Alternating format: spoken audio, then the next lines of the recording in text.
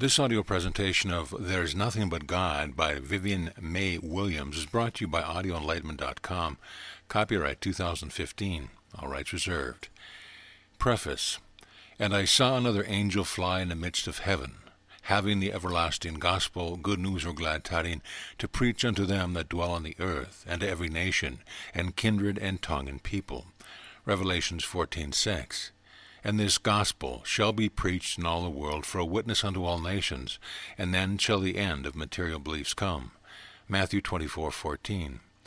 Look unto me, and be ye saved, all the ends of the earth, for I am God, and there is none else.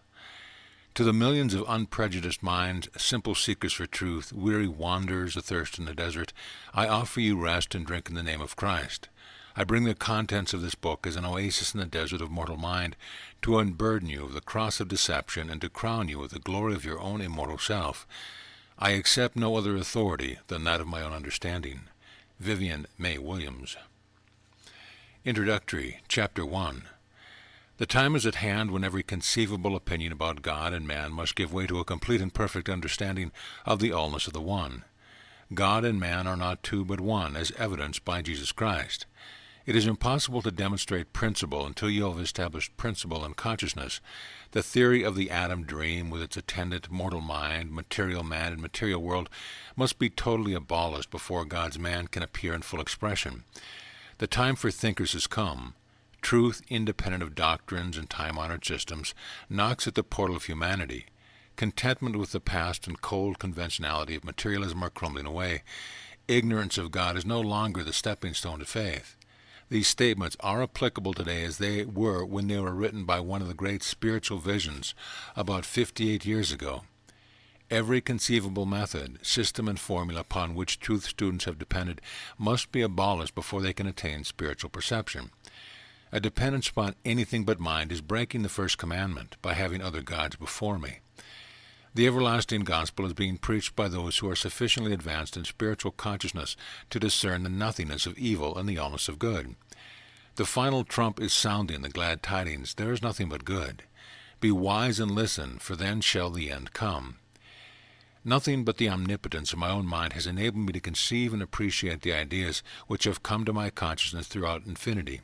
Therefore I claim that my mind has always been and is now my only thinker, actor, teacher, and leader. Several years ago I had a vision. I was wide awake when it occurred. I was standing on the shore of a sea of glass.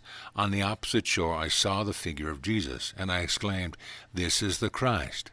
He smiled and bowed assent. Then I was conscious of a world of creation passing through this sea of glass without any signs of earthly conditions. The trees, for instance, had no roots nor earth attached. Every object of creation was passing through the sea of glass in a beautiful panorama of color and form, but without material accompaniments. The next thing I became conscious of was of myself standing on the same sea of glass, but there was no sense of solidity. I moved with perfect freedom, as though I was moving only in the consciousness of reality. Then I saw 3 marble steps suddenly appear before me. I ascended them, and my vision vanished. I was transformed. This vision revealed to me the 3 degrees of thought which every mortal must pass before he attains to Christ consciousness and understands that there is nothing but good. I saw the objects of creation replaced by the idea of soul as they passed through the transparent consciousness of mind. When the vision vanished, it ceased to be even an illusion, for nothing remained but my consciousness of reality. It was some time before I found the interpretation to my dream in the book of Revelation, 15th chapter, 2nd verse. And I saw, as it were, a sea of glass mingled with fire, and them that had gotten the victory over the beast, materiality, and over his image, and over his mark, and over the number of his name, stand on the sea of glass, having the harps of God. I knew I had attained the 3rd degree, spiritual understanding, the Christ consciousness. This transparent state of mind enables me to see through the deception of so-called material world, mortal mind, and an atom dream. It gives me an absolute principle from which I analyze every conception and arrive at oneness God. It is the vision of the apocalypse in which I saw a new heaven and a new earth, for the first heaven and the first earth were passed away, and there was no more sea. My vision of the sea vanished, and nothing remained but awareness, pure substance, mind, good. Through this spiritual perception I discern the ideas which I commit to the readers of this book. Sincerely, Vivian May Williams.